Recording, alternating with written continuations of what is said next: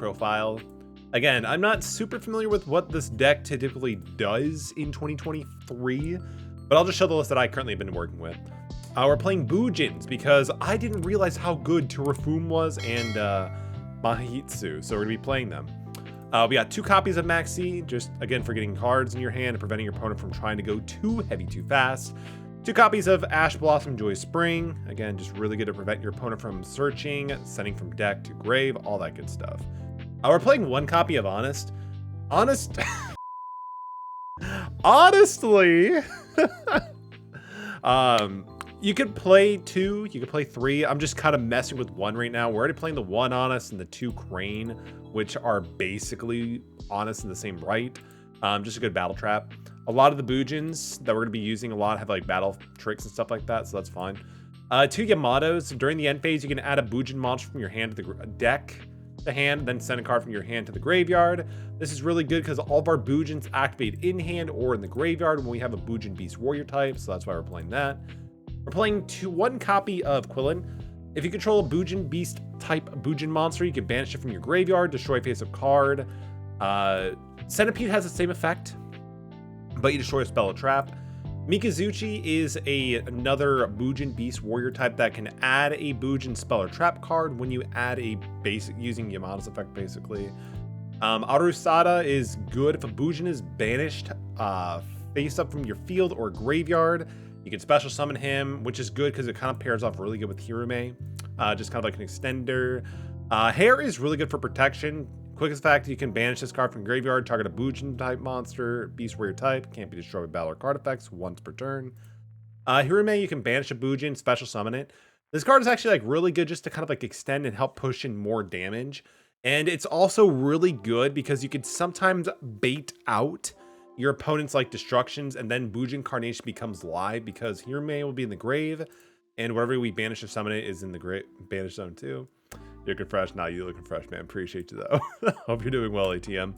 We're playing 2 Bujin Maximilian Pegasus. Kind of an extender. It kind of does everything you want to do. You can send a Bujin card from your hand to the graveyard, special summon it. So it kind of makes your centipedes, your Quillens live, your hairs live too. And of course, you can also send a Bujin from your monster from your hand to the GUI, Foolish Burial, another Bujin. Or you can send a Bujin from your hand to the GUI and add a Bujin from the graveyard to hand. So he's really good at like fixing your graveyard or hand and getting the cards you want in there and getting the ones you don't want in there out of. So he's pretty good. The special summoning effect is also good for an extending plays and also just going to your extra deck. We got a new list for Bujins. I've been tinkering with this. After we did the light dark event, it kind of helped reinvigorate my love for the deck. So I'm like, you know, let's actually try playing this in PvP, see what we can do. Terafum is fantastic. You contribute this card, special summon 2 Bujins from your deck in defense position. And then when a Bujin monster is XC summoned, you can equip it and then banish any monster destroying it. This thing is amazing. This thing like speeds up the deck so freaking much. I love it. We're also playing 1 Regeki for board breaking and just forcing negates. Same thing with Harpy's Feather Duster. 1 Monster Reborn, 3 Bujin Carnations. For those who have played the game in 2013, this card was actually fantastic. If your opponent controls a monster and you control no monsters, you can target a Bujin in your graveyard and one of your banished ones, special summon them both, and then go into an XC summon. Usually going to go for your Susanoo. Whoa. 1 Lightning Storm, same idea with the Regeki and Harpy's Feather Duster. We're a degenerate in playing Kaiser Coliseum. I'm actually really surprised this is not hit in Master Duel considering how degenerate it is, but it's fine. Basically, this card forces that your opponent cannot have more monsters than you.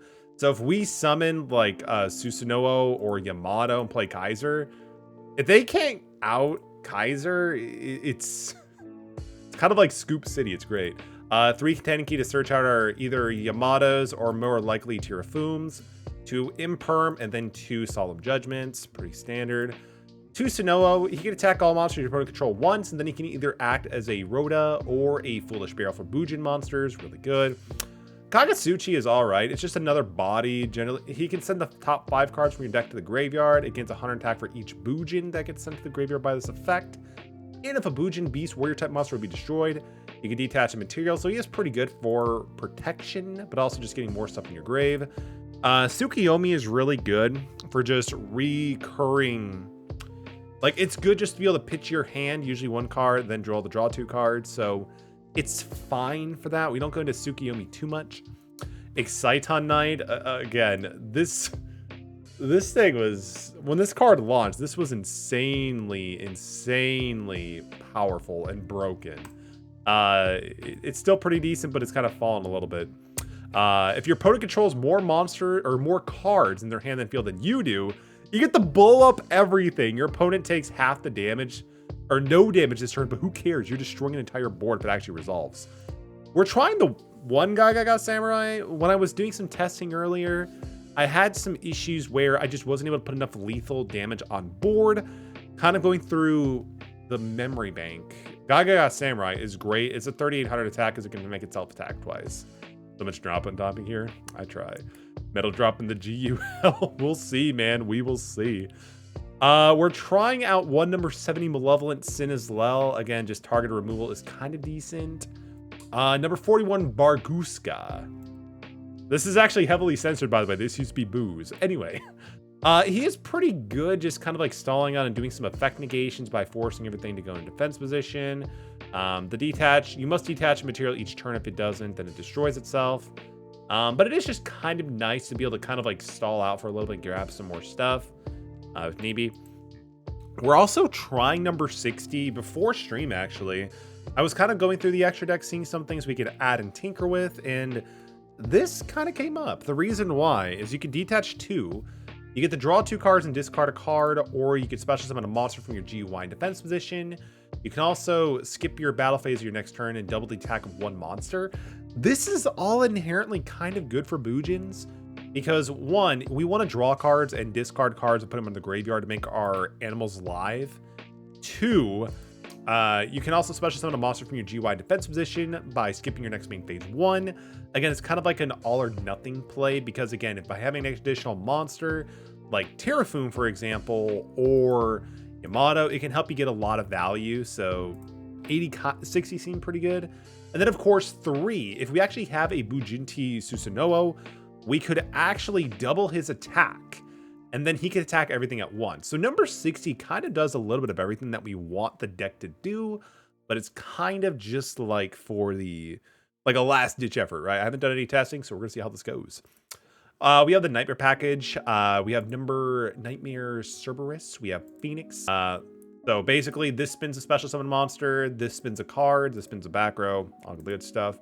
IP Masquerena, just because, you know, it does have some pretty decent utility. Be able to go for a quick link special summoning during your opponent's main phase. We're also playing, what are the newer cards too? Bujinki Ashirama. This thing is fantastic. Like, if this card is link summoned, you can special summon 2 monsters, 1 from your hand and 1 from your GUI, and then immediately resolve. So you're basically just using the cards in your hand and graveyard. Special summon your Susanoo, and then you're going to want to summon the Susanoo to the link zone pointing to Ashihama, because you can then destroy your opponent's back rows. If an Exceed monster that is pointing to this card it activates effect by detaching material, you can pop a back row. Pretty good. And of course, access code talker, because I feel like if I don't play this, I'm going to regret it. Anyway, with the quick deck profile for the first draft done, let's jump into some games here. We have, wow, oh man. This is actually kind of cool. We might be able to just make them quit out of frustration. I am terrible. Because we got the Susanoo play, plus a crane or a hare, and we have the Kaiser Coliseum. Pretty cute, actually. Even if they negate it with Ash Blossom, I mean, we could still, yep, there it is. Okay. If their deck relies on having multiple monsters, we can at least still special summon the Hirume and then just play Kaiser. So if they don't have an out to Kaiser and they need more than 1 monster, they're not going to be able to do it. Can't guarantee this will actually work, but we're going to give it a shot anyway. That's third. Just homework stuff as usual. It hurts. I'm sorry. I know with homework, especially, you know, on a college level, it must be a lot, unfortunately. How's my day? Day's been good. Started a little bit late. Got a lot of things I needed to do, though, which was pretty fun. Unexpected die. Oh! They read our card. All right, never